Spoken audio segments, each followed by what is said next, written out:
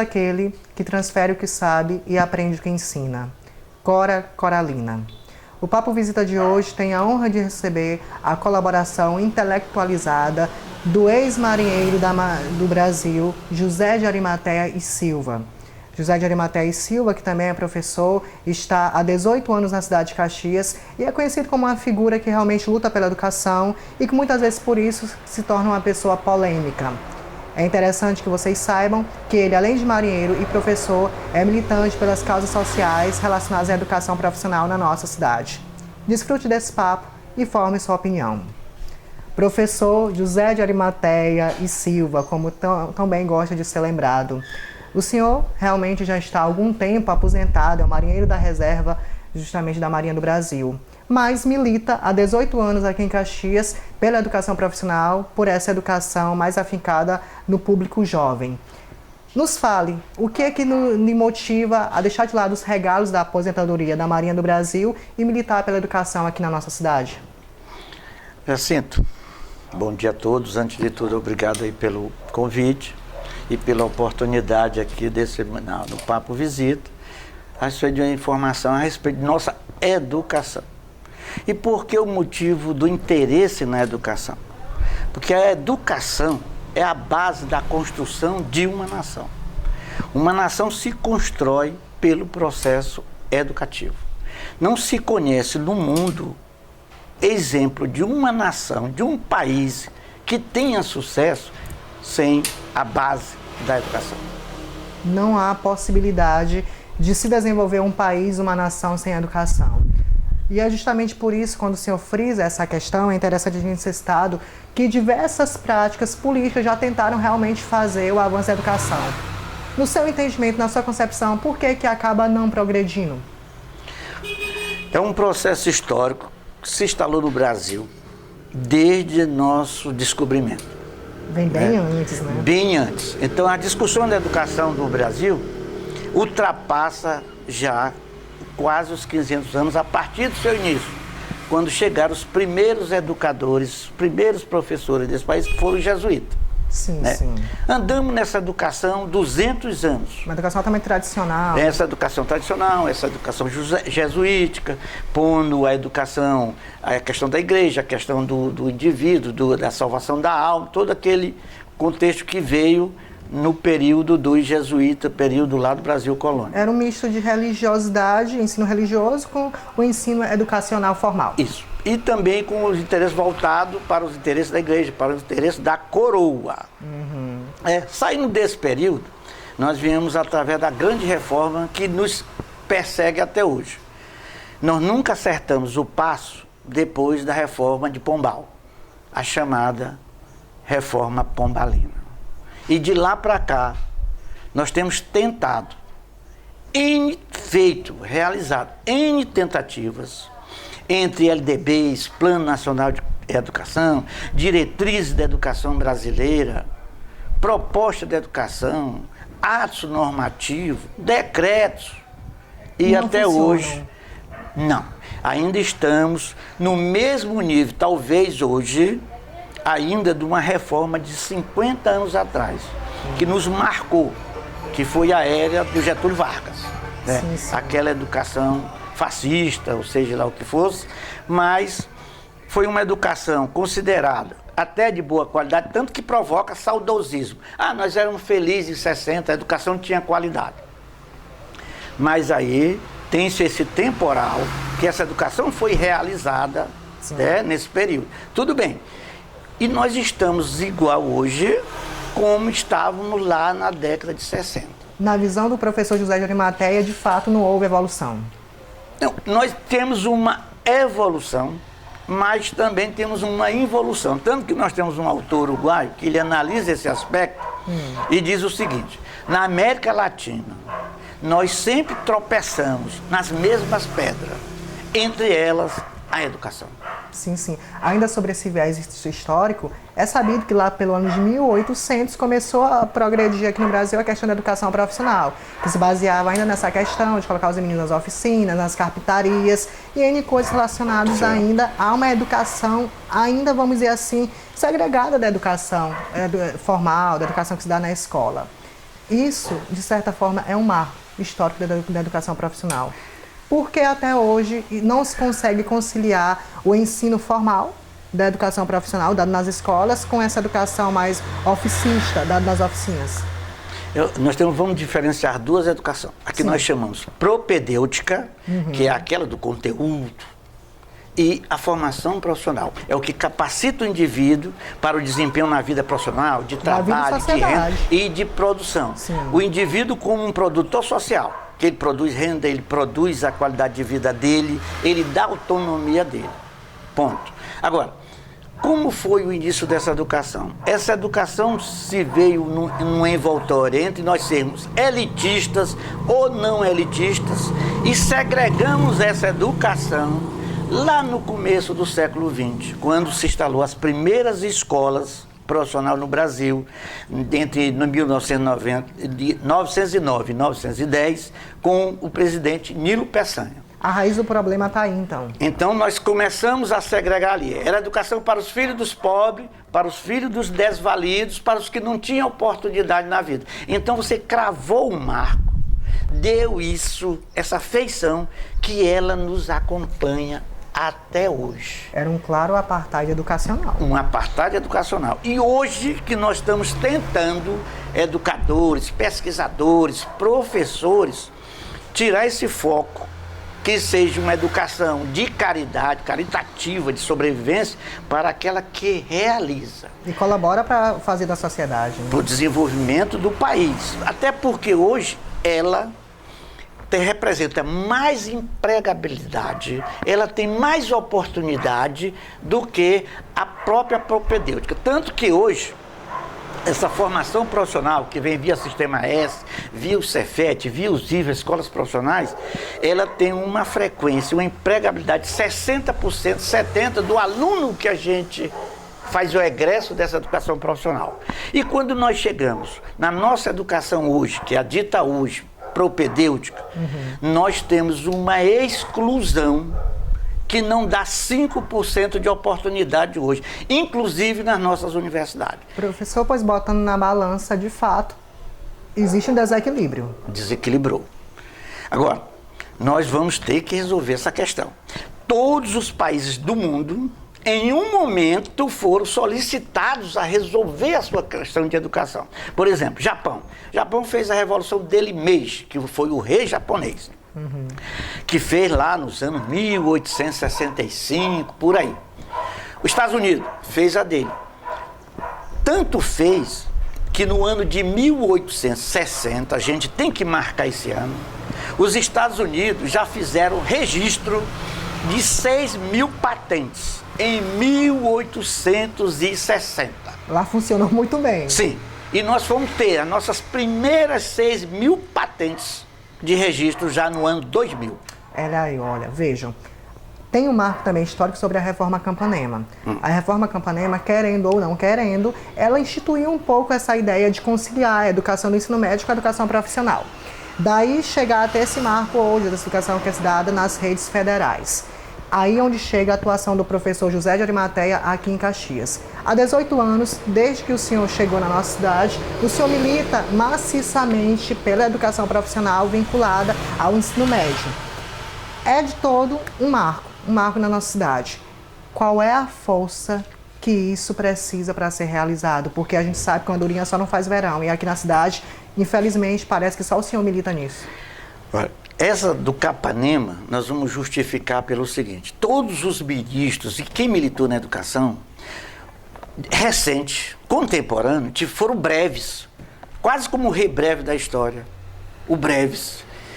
Ministro que passou 6 meses, 1 ano, 3 anos, 1 ano, 2 anos, 3 anos. Nós só tivemos, na realidade, ministros que impuseram maior período e que conseguiram fazer a maior transformação na educação brasileira, foi Capanema, já no bojo dos 40, anos 40, com a SESI e tudo, que hoje ainda sobrevivemos, temos resquício da reforma Capanema. E Paulo Renato, com 8 anos. Capanema sobreviveu 11 anos. Foi o mais duradouro. Foi o mais duradouro. Ele é o concurso em ficar sentado na cadeira de ministro da Educação. Agora, esses que nós estamos hoje, nesse volátil que depende de um político, depende de um ideológico, porque a educação é ideológica. Educação é fundamentalmente ideológico. Então, professor, essa história que se muito realiza em cidades médias e pequenas, como é o caso da nossa cidade, de se instituir como secretário ou secretária de educação uma pessoa não vinculada à educação, é de todo um desbarate. O que acontece hoje nos municípios e até nos estados brasileiros é essa indicação para as pastas, que seja de educação, que seja uma área onde nós somos mais afetados devido à formação profissional, a área da ciência e tecnologia, é nomeado um que veio do esporte para a ciência e tecnologia, um que veio da saúde para o esporte. É uma mutação totalmente sem sentido. Nós não podemos utilizar esse método, já que nenhum país do mundo que nós tivemos oportunidade de cursar, de estudar, de fazer curso, na Alemanha, na Inglaterra, nos Estados Unidos, e não encontramos paralelo na formação profissional, no educando, que tivessem no Brasil. Aí nós começamos a copiar, inclusive eu copiando, né? O Escola de Fábrica, que nós aplicamos aqui em Caxias, é um modelo alemão das Schules, porque lá o jovem vai para a escola e vai para a fábrica. E lá ele tem o aprendizado, ele tem o trabalho, ele internaliza essa necessidade. Importamos o programa e aplicamos a partir de 2004. Aplicamos nesse programa quase 300 bilhões de reais. E só podemos considerar que teve um curso com proficiência, porque a coisa que mais tem que acontecer em educação é a avaliação. Você está produzindo o quê, com quanto e também com quem. É o 3C, é uma equação infalível. Um não se realiza sem o outro. Nós temos que ter essa convicção.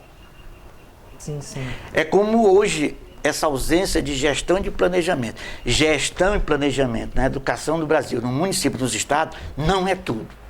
Mas sem ela, ela não acontece. Tamanho conhecimento de causa ainda não fez o senhor conseguir agregados para lutar por ela aqui em Caxias. Isso daí reflete o sistema político que nós vivemos. Mas nos diga, na sua concepção, lhe intitularem como um professor polêmico, um professor que gosta de causar revoluções, é de todo um elogio ou é uma crítica infundada para o senhor?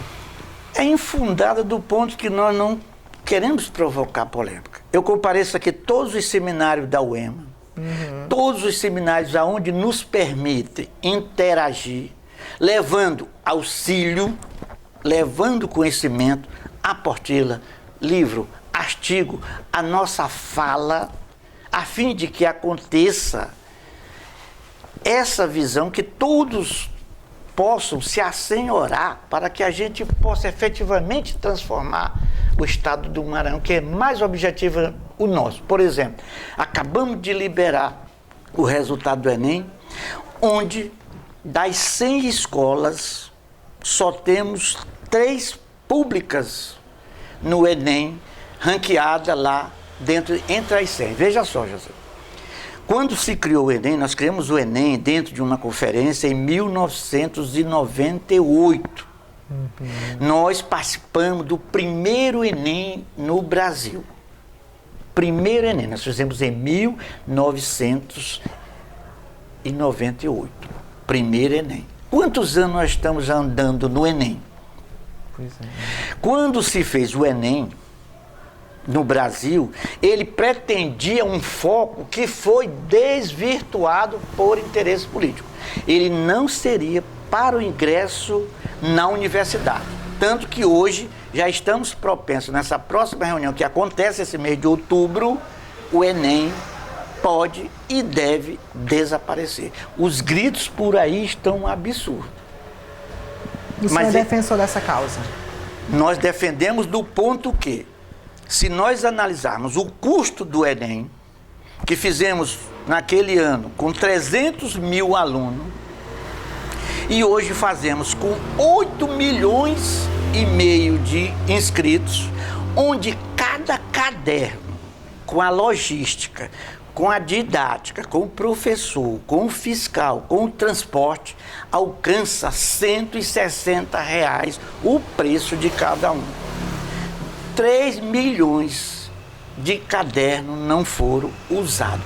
Quem vai pagar isso? O cidadão brasileiro. Não. Cai aqui. Porque nós teríamos construído 20 universidades federais a cada realização de Enem. Se nós temos 18, teremos 36. E hoje só temos 57. Mas o egresso dessas pessoas que entram na universidade através do Enem não serve, de certa forma, para equilibrar essa balança?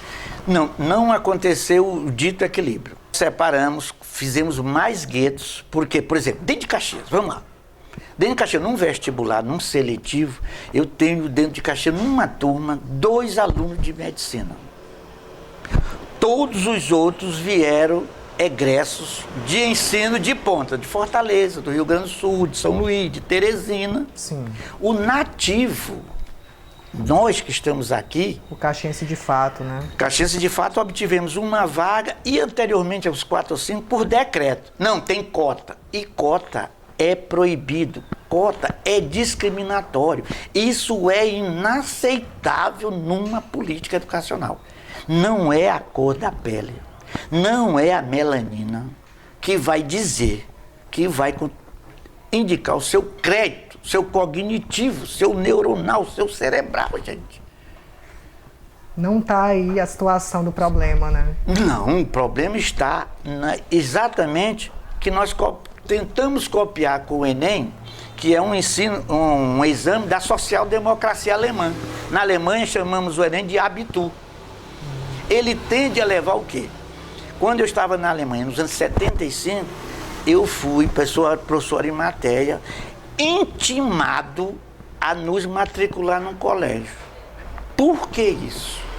Porque na Alemanha, nativo ou não nativo, ele é obrigado a frequentar a escola. Se eu não tenho 29 anos, eu sou obrigado, mesmo que eu tivesse a serviço do governo brasileiro, tem isso. Vamos para a escola, vamos para nossas enxúrias. É via de regra. E lá, uma cadeirinha dupla, onde sentava o professor de matéria e um alemão. E ele já tinha a metodologia deles. Me ensinar 10 palavras por dia.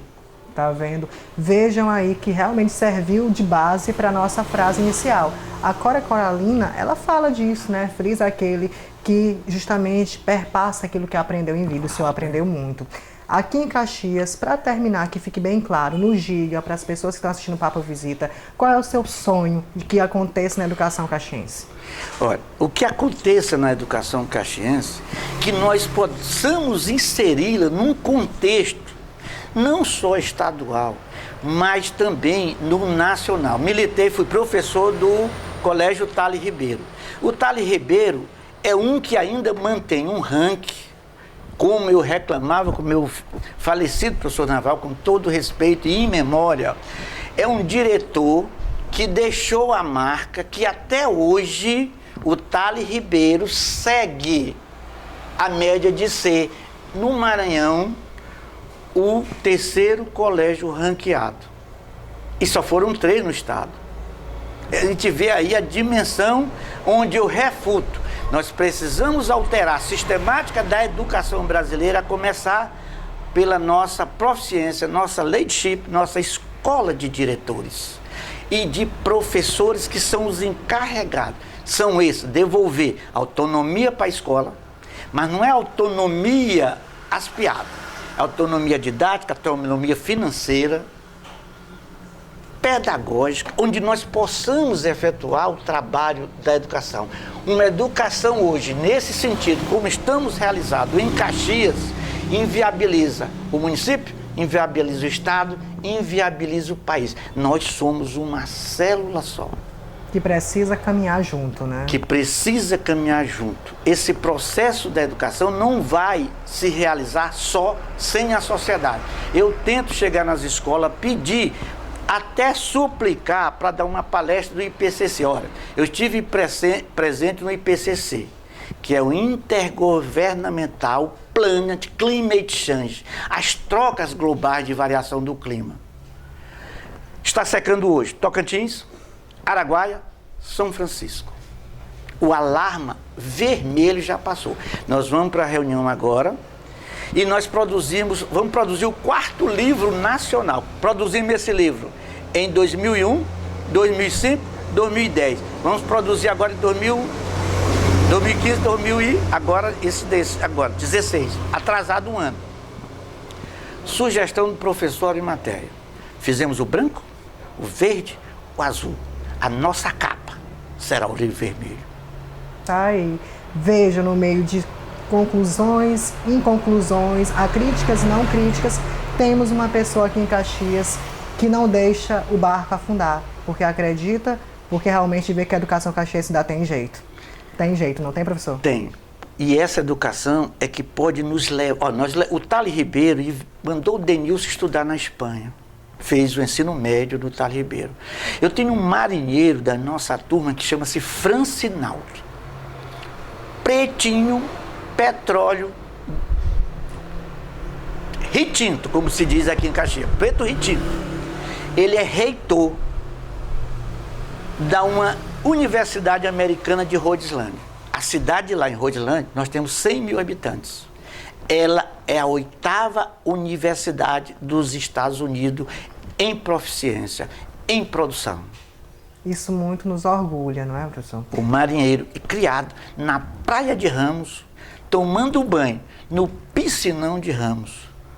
E ele não era Portela, ele era cacique de Ramos. Gostava de carnaval. Tá certo. Reitor hoje de cátedra de uma universidade americana. Negro.